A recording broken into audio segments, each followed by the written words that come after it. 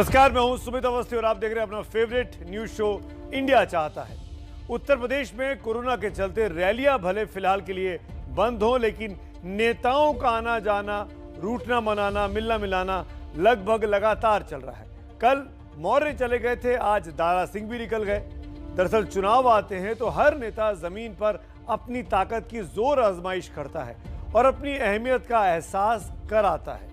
तभी तो इंडिया आज यूपी के दो मौर्य यानी स्वामी प्रसाद मौर्य और केशव प्रसाद मौर्य की ताकत को तौलने वाली हमारी ग्राउंड रिपोर्ट सबसे ज्यादा देखना चाहता है, पसंद कर रहा है।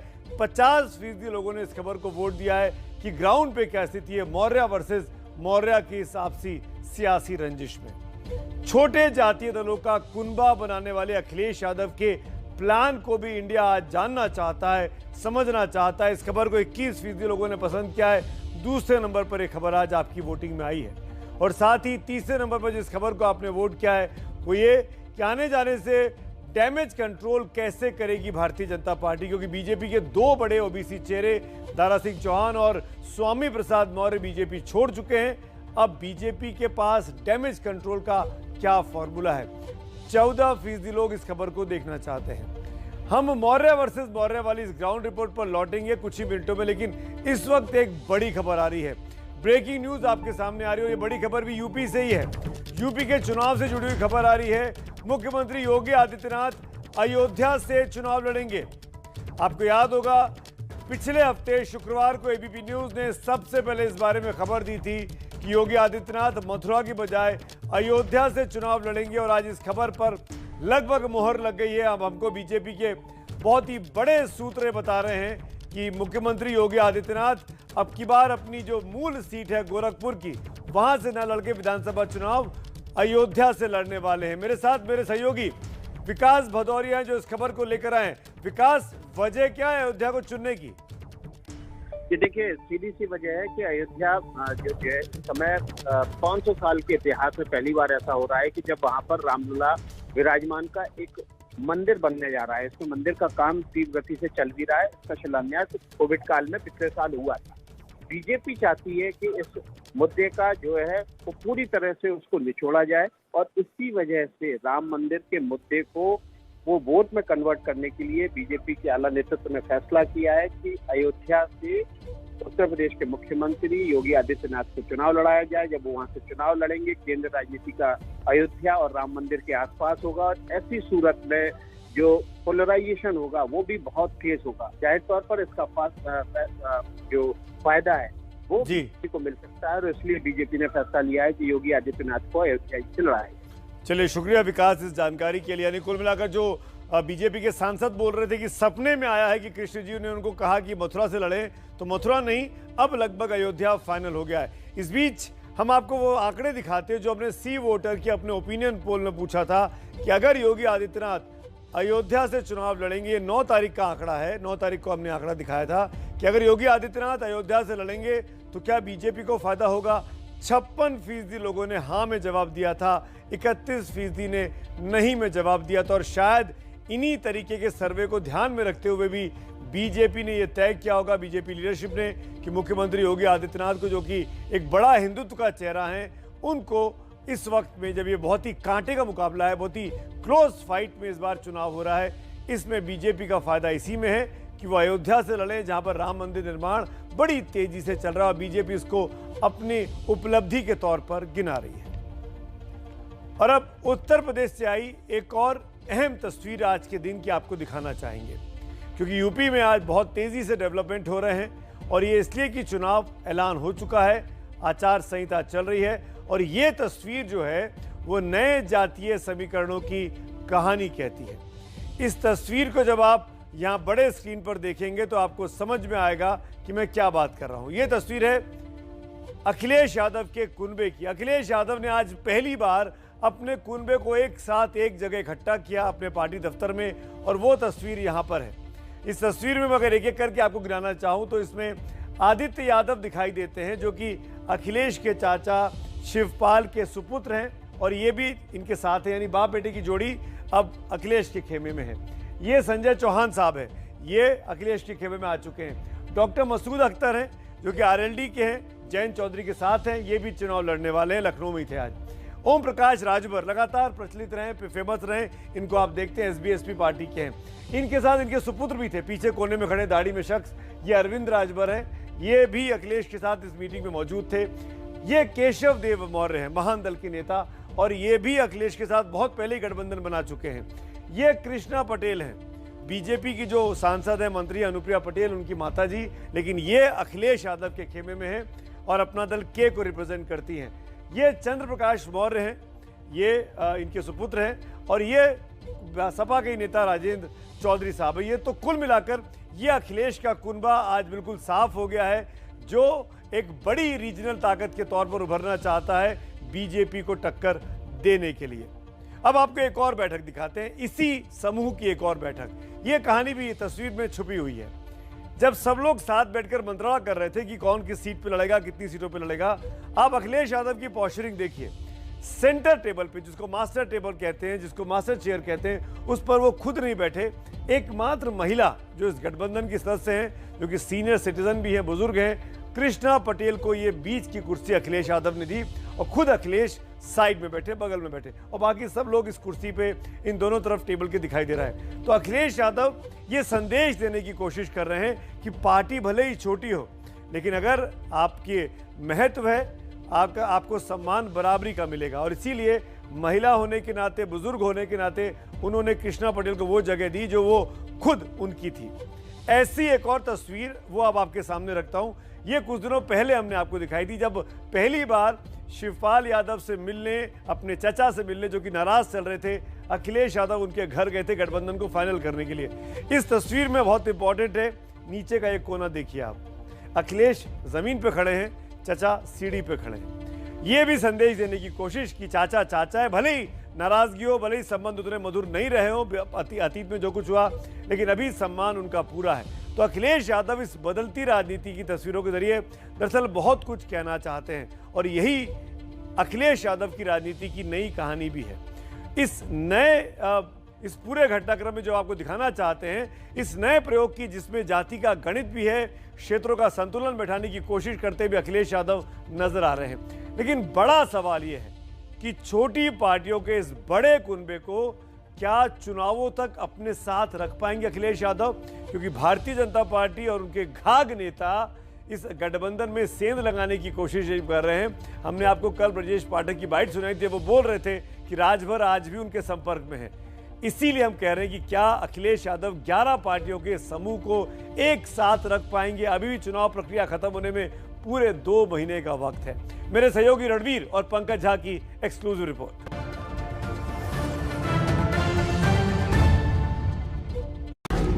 22 में बदलाव लाने के लिए जो कुनबा अखिलेश पिछले कुछ महीने से जोड़ रहे थे, ये उसकी सबसे नई तस्वीर है।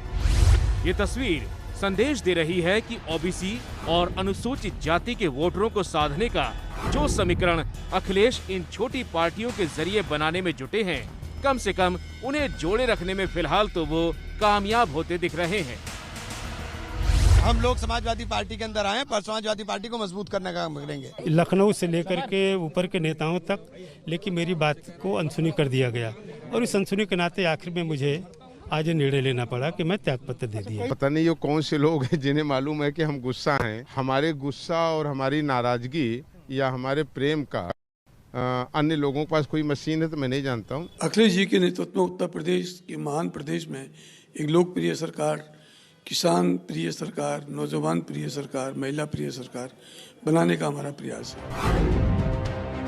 दोपहर में ये तस्वीर आई और शाम होते होते ये खबर भी आ गई कि सीटों का समीकरण कैसे तय होगा। सियासत को जानने वाले ये बात अच्छी तरीके से समझते हैं कि पार्टियों से आना जाना यूं ही अचानक नहीं होता है। चुनाव में अब बहुत ज्यादा दिन नहीं बचे हैं और अखिलेश यादव भी गियर बदलने लगे हैं। इमरान मसूद का कांग्रेस से उनकी पार्टी में आना तय है और गठबंधन की पार्टियों के साथ वो सीटें भी लगातार फाइनल करते जा रहे हैं ताकि बीजेपी उनके गठबंधन को तोड़ नहीं सके। अब बहुत जल्द गठबंधन उम्मीदवारों के नाम का भी ऐलान हो जाएगा। कल 2 चरण की सूची जारी होगी। उस इलाके में जिस नेता का प्रभाव है, जो लड़ना चाहता है, वो अपना सूची दे देगा। उसमें आपके भी प्रत्याशी हैं क्या, पहले और दूसरे चरण? उसमें हमारे नहीं है। हमारे चौथे से शुरू होंगे, चौथे, पांचवें, छठवें, सातवें। अखिलेश यादव ने इस बार एनसीपी और टीएमसी को भी यूपी में मौका दिया है। बुलंदशहर की अनूप शहर सीट से एनसीपी के के शर्मा चुनाव लड़ेंगे, तो टीएमसी के ललितेश पति त्रिपाठी मिर्जापुर सीट से गठबंधन उम्मीदवार होंगे। उत्तर प्रदेश में राष्ट्रवादी कांग्रेस पार्टी, समाजवादी पार्टी और छोटे छोटे पार्टी का गठबंधन हुआ है। सीट का बंटवारा कैसे हुआ है ये अनाउंस करेंगे। अखिलेश यादव का फॉर्मूला साफ है। वो अपने बिछड़े हुए परिवार और छोटी पार्टियों को साथ लेकर एक बार फिर से सत्ता में वापसी करना चाहते हैं। बीजेपी, बीएसपी और कांग्रेस के बागियों के लिए उन्होंने अपना दरवाजा खोल दिया है ताकि चुनावी शहमात के खेल में वो बीजेपी को मात दे सके। अब के चुनावी सर्वे में अखिलेश यादव बीजेपी से पिछड़ते नजर आ रहे हैं, लेकिन तैयारियों के मामले में वो बीजेपी से एक कदम आगे निकल गए हैं। पहले सीटों के बंटवारे की नई रणनीति और कल प्रत्याशियों का ऐलान का दावा बताता है कि अखिलेश की तैयारी जोरदार है, लेकिन बीजेपी में अभी मंथन का दौर चल रहा है। कल अमित शाह ने 10 घंटे बैठक की और उम्मीदवारों के नाम की चर्चा का दौर आज फिर चला। बीजेपी को सबसे ज्यादा चिंता में बागियों ने डाल दिया है। कल स्वामी प्रसाद मौर्य ने इस्तीफा दिया और आज कैबिनेट मंत्री दारा सिंह चौहान ने अपना इस्तीफा राज्यपाल को सौंप दिया। और दिल्ली में बीजेपी की बैठक चली रही थी कि पार्टी विधायक अवतार भड़ाना ने राष्ट्रीय लोकदल ज्वाइन कर लिया। बीजेपी को यूपी में डेंट पर डेंट लग रहा है। हालांकि पार्टी ने जवाबी कार्रवाई भी शुरू कर दी है। यूपी बीजेपी के बड़े नेताओं की मौजूदगी में सिरसागंज से समाजवादी पार्टी के 3 बार के विधायक रहे हरिओम यादव ने बीजेपी का दामन थाम लिया। उनके साथ एसपी के ही पूर्व विधायक धर्मपाल सिंह भी भगवाधारी हो गए। कांग्रेस विधायक नरेश सैनी ने भी बीजेपी का पटका पहन लिया। जैसे जैसे चुनाव करीब आए, उठा पटक और दल बदल का ये दौर अभी और चलेगा, क्योंकि कई नेता अब भी नफा नुकसान का आकलन करने में जुटे होंगे। लखनऊ से रणवीर के साथ पंकज झा की रिपोर्ट। जब आप एबीपी न्यूज लगातार देखते तो न सिर्फ अपडेट होते हैं, बल्कि खबरों का सही विश्लेषण भी आप तक पहुंच जाता है, क्योंकि आपकी राय हम लगातार पूछते रहते हैं और यही हमारा जनता की नब्ज को टटोलने का तरीका है। 2017 तक समाजवादी पार्टी का विनिंग फॉर्मूला MY यानी मुस्लिम यादव वोट पर केंद्रित था, लेकिन अब अखिलेश की कोशिश यादवों के अलावा दूसरे ओबीसी समाज को भी साथ ले आने की है, क्योंकि मायावती इस चुनावों में काफी पीछे ओपिनियन पोल में दिखाई देती है। सबका साथ अच्छा है, लेकिन ये साथ सिर्फ चुनाव जीतने तक नहीं रहना चाहिए और यही वजह है कि आज की इस लीड स्टोरी पर मेरी राय है कि गठबंधन जीत से ज्यादा जनता के हित में होना चाहिए। अगर आप मेरी इस राय से सहमत हैं तो 7823944001 पर मिस कॉल दें और अगर आप असहमत हैं तो 7823944002 पर मिस कॉल दें। हम कार्यक्रम के आखिर में दिखाएंगे कि कितने लोग मेरी इस राय से सहमत हैं या नहीं है और लगातार ये मिस कॉल का ओपिनियन पोल आपके साथ चलता रहेगा इस पूरे शो के दौरान। अखिलेश इस बार 11 छोटी पार्टियों के साथ मैदान में उतर रहे हैं। बड़ा सवाल है इनको साधे रखने का, जैसा कि मैं बार बार इस पर सवालिया निशान खड़ा कर रहा हूं। एबीपी न्यूज के हमारे सहयोगी हैं, संवाददाता हैं पंकज झा को एक बेहद एक्सक्लूसिव जानकारी मिली है, वो अब आपके साथ शेयर करूंगा। उसके मुताबिक अखिलेश ने जो विनिंग फॉर्मूला तैयार किया अपने सहयोगियों के लिए, उसमें सीटें भी लगभग अब तय हो चुकी हैं। राष्ट्रीय लोकदल को 26 से 30 सीटें देने की बात की जा रही है। कुल मिलाकर गठबंधन की जो फॉर्मूला है वो अब आपके सामने रख रहे हैं। हर पार्टी के खाते में कितनी सीटें आएंगी। ओम प्रकाश राजभर की पार्टी को SBSP जिसका नाम है, उसको 8 से 10 सीटें दी जाएंगी। केशव देव मौर्य की पार्टी जो कि महान दल है, उसको 3 से 5 सीटें दी जा सकती हैं। संजय चौहान की जनवादी पार्टी को 3 सीटें मिल सकती है गठबंधन में। कृष्णा पटेल की जो पार्टी है अपना दल के, उनको 2 सीटें और TMC और NCP के खाते में 1-1 सीट जा सकती है। यानी अगर आप जोड़ेंगे इस गठबंधन की सीटों को तो लगभग 50 से 52 सीटें आती हैं, जो अखिलेश कॉम्प्रोमाइज कर रहे हैं अपने कोटे से और सहयोगियों को देने को तैयार। यानी 403 में से करीब करीब अखिलेश खुद 350 सीटों पर चुनाव लड़ेंगे और बाकी की 53 सीटें वो अपनी सहयोगियों में, जो कि 11 दलों का गठबंधन बन रहा है, उनमें वो बांट सकते हैं। मोटा मोटी आंकड़ा अब तक का निकल कर ये सामने आ रहा है। तो एक तरफ अखिलेश यादव कुनबा जोड़ रहे हैं, तो बीजेपी के कुछ साथी छिटक गए हैं। पार्टी के बड़े ओबीसी चेहरे अखिलेश की तरफ जा रहे हैं। स्वामी प्रसाद मौर्य का जाना बीजेपी के लिए बड़ी चिंता की बात है। बीजेपी का तमाम पार्टी का नेतृत्व जो है वो दिल्ली में सीटों पर बात कर रहा है, नेतृत्व को किसको देना है, किस तरीके से चुनाव लड़ना है। वहाँ अखिलेश यादव लखनऊ में बीजेपी के सहयोगियों को बीजेपी से निकाल ले रहे हैं। सवाल है कि क्या अखिलेश केशव प्रसाद मौर्य की कार्ड के तौर पर स्वामी प्रसाद मौर्य को इस्तेमाल कर सकते हैं इन चुनावों में। मौर्य बनाम मौर्य, इन दोनों मौर्य की कितनी है ताकत। एबीपी न्यूज ने उनके गढ़ों में जाकर ही जानने की कोशिश की है। देखिए मेरे सभी सहयोगी अखिलेश और ज्ञानेंद्र तिवारी की यह एक्सक्लूसिव रिपोर्ट।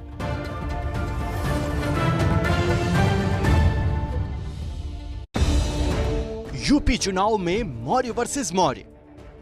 2022 में फिर 300 से ज्यादा सीटें जीत करके भारतीय जनता पार्टी प्रचंड बहुमत से वापस आ रही है। हर निर्णय मेरा चौंकाने वाला होता है। यह भी मेरा फैसला भारतीय जनता पार्टी की सरकार की ताबूत में अंतिम कील होगा। कुशीनगर से कौशाम्बी तक कड़ी टक्कर। नेता बढ़ते ही बढ़ गए समर्थक। स्वामी प्रसाद मौर्य समाज के एक बहुत बड़े नेता हैं। केशव प्रसाद मौर्य जी, इन्होंने कौशाम्बी को चमकाने का काम किया है। ऐसे नेता को क्या कहा जाए जो खुद उनका अस्तित्व अपने को नहीं मालूम है। वो जिस दल में रहेंगे उस दल में हम लोग रहेंगे। उनको पार्टी अगर टिकट देती है तो भारी मतों से जिताएंगे। स्वामी प्रसाद मौर्य के पाला बदलते ही यूपी की चुनावी जंग का एक मोर्चा जाति के मुहाने पर भी खुल गया है, जिसने एसपी और बीजेपी के बीच की टक्कर को ज्यादा रोचक बना दिया है। लेकिन कैसे, वो समझने के लिए कुछ आंकड़े जान लीजिए। यूपी में 5% के करीब मौर्य वोटर हैं, जो करीब 100 सीटों पर प्रभाव रखते हैं। इसी मौर्य समाज से यूपी के डिप्टी सीएम केशव प्रसाद मौर्य आते हैं और स्वामी प्रसाद मौर्य भी। पिछले चुनाव में दोनों बीजेपी के साथ थे, लेकिन इस बार स्वामी प्रसाद मौर्य ने पाला और तेवर दोनों बदल लिया है।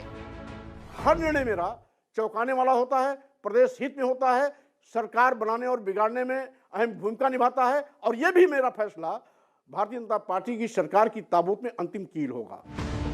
मौर्य का ये तल्ख मिजाज जमीन पर क्या गुल खिलाएगा, ये समझने के लिए एबीपी न्यूज संवाददाता अखिलेश तिवारी पहुंचे कुशीनगर के पडरौना, जहां से स्वामी प्रसाद मौर्य 3 बार विधायक चुने गए हैं। और यहाँ भी जनता का मूड अपने नेता की तरह ही बगावती दिख रहा है। और हम लोग के नेता भी हैं, गार्जियन भी हैं, और पूरे प्रदेश जो है, पूरा प्रदेश के नेता हैं और समाज के जो है कद्दावर नेता हैं। वो जहाँ भी रहेंगे हम लोग उनके साथ हैं और रहेंगे। जिधर जाएंगे, जहाँ जिस पार्टी में रहेंगे उसी पार्टी में हम लोग रहेंगे। जो पार्टी भाजपा की थी चाहे बहुजन की थी, उसमें समाज में हम लोग का इज्जत नहीं था, उसको निकाल दिए। फिर वो इधर देख रहे हैं, जिसमें इज्जत हमारा होगा उसमें वो रहेंगे, उनके साथ हैं। सपा में आए हैं तो सपा में रहेंगे हम लोग, बीजेपी में जाएंगे तो बीजेपी में रहेंगे हम लोग। मौर्य जी जहाँ जाएंगे जहाँ हम लोग रहेंगे। कुशीनगर के पडरौना से चलिए अब कौशाम्बी, जो डिप्टी सीएम केशव प्रसाद मौर्य का क्षेत्र है।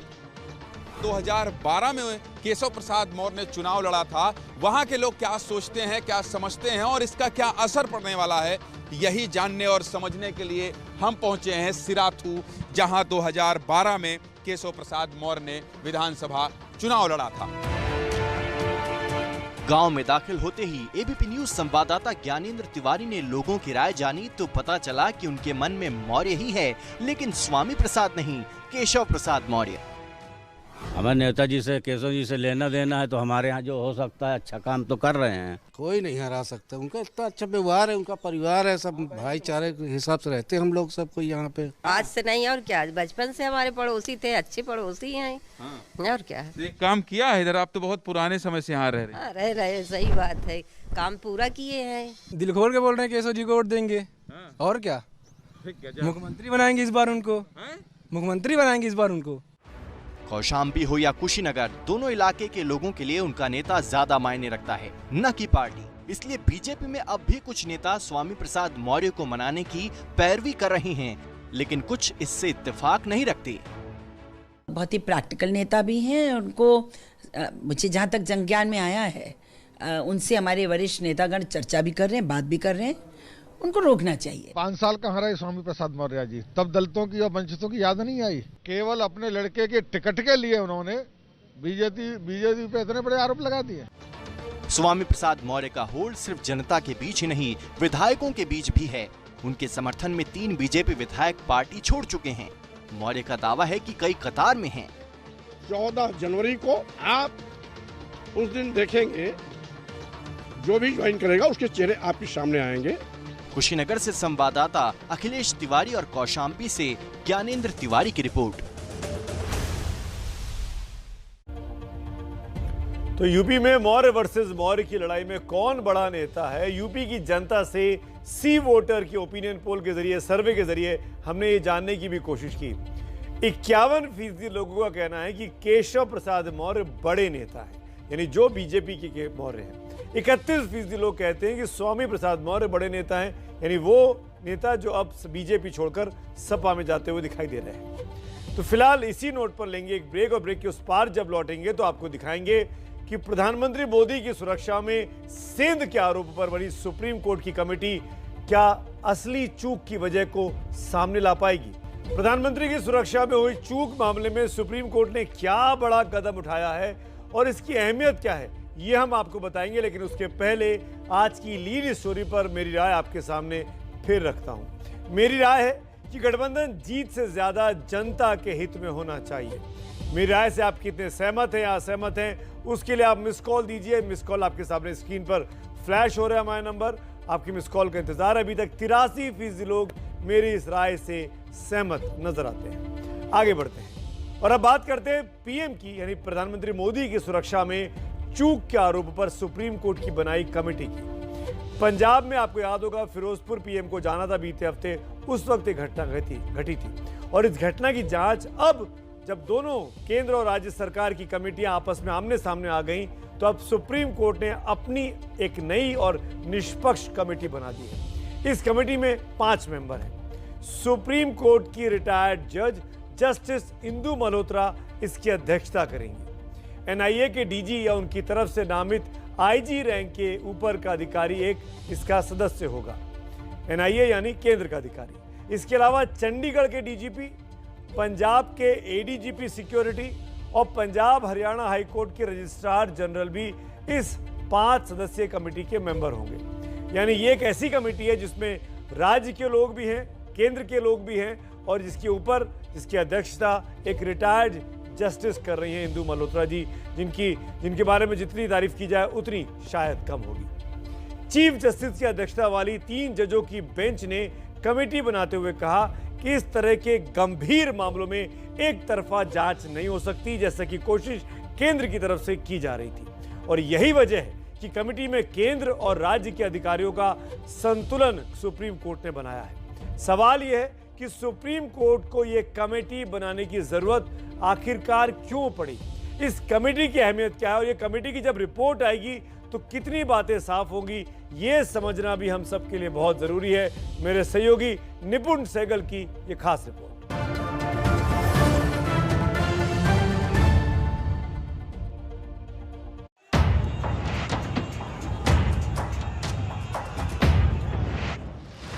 यह आकस्मिक नहीं, ये एक षड्यंत्र है।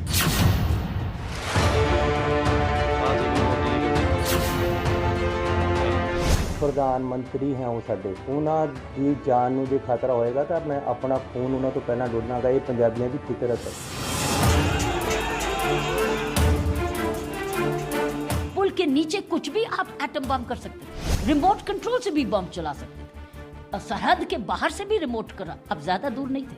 यहाँ आपकी जान को खतरा है, ये एक स्वांग है, ये एक ड्रामा है। बठिंडा से सड़क के रास्ते फिरोजपुर जा रहे प्रधानमंत्री नरेंद्र मोदी के काफिले को 5 जनवरी को प्रदर्शन कर रहे किसानों के चलते वापस लौटना पड़ा था।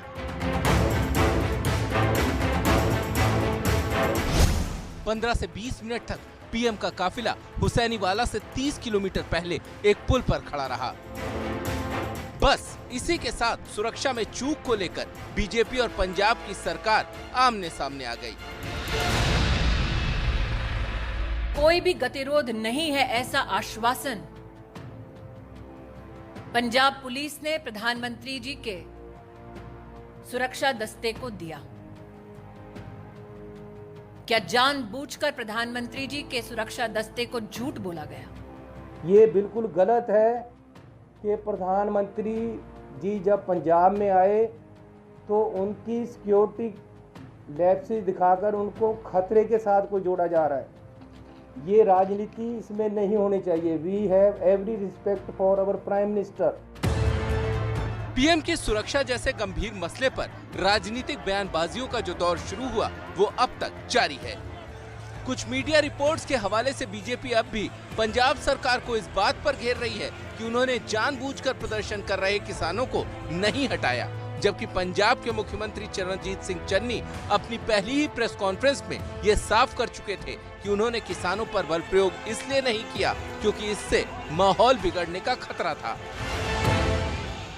पंजाब पुलिस अधिकारियों के बयान एक राष्ट्रीय न्यूज चैनल पर सच को उजागर करते हैं। कांग्रेस की सरकार के किस नेता ने आदेश दिया कि पंजाब में प्रधानमंत्री की सुरक्षा को खंडित किया जाए? मैं अपने पंजाब के लोगों पे गोलियां और लाठियां नहीं चलाने वाला। प्यार से मैंने पूरी रात लगाकर उनको सड़क से उठाया है। पीएम की सुरक्षा के मामले ने राजनीतिक रंग इसलिए ले लिया क्योंकि 5 राज्यों में चुनाव है।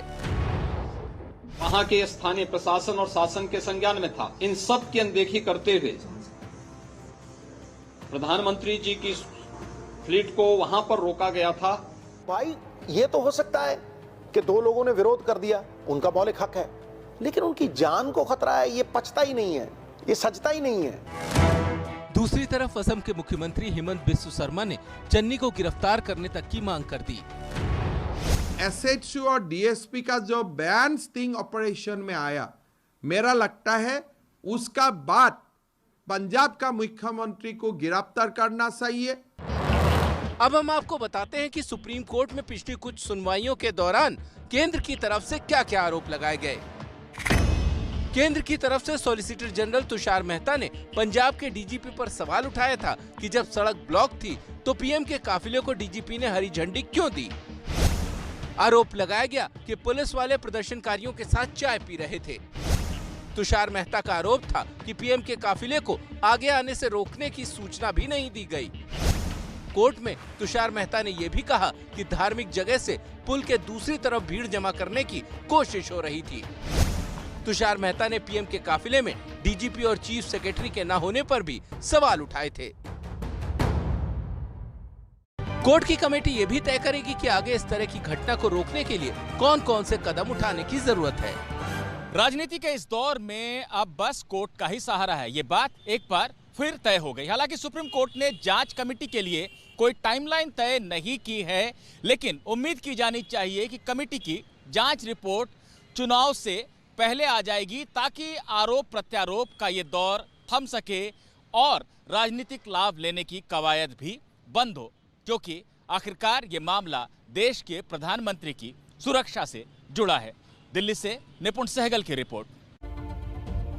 तो चीफ जस्टिस की अगुवाई वाली इस बेंच ने एक बेहद इंपॉर्टेंट काम किया है और बहुत ज़रूरी है कि इतने बेहद संगीन मामले पर राजनीति होने के बजाय दूध का दूध और पानी का पानी होना चाहिए। जान सबकी कीमती है, चाहे प्रधानमंत्री हो या आप सब हो।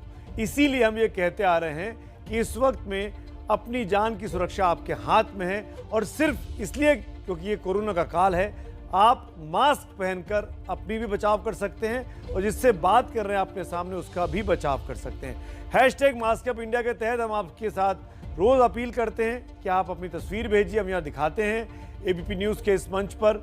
आपको शुक्रिया अदा करते हैं और कोशिश यही है कि आपकी तस्वीरों को देखकर बाकी लोग भी प्रेरित हों और वो भी मास्क जरूर पहने।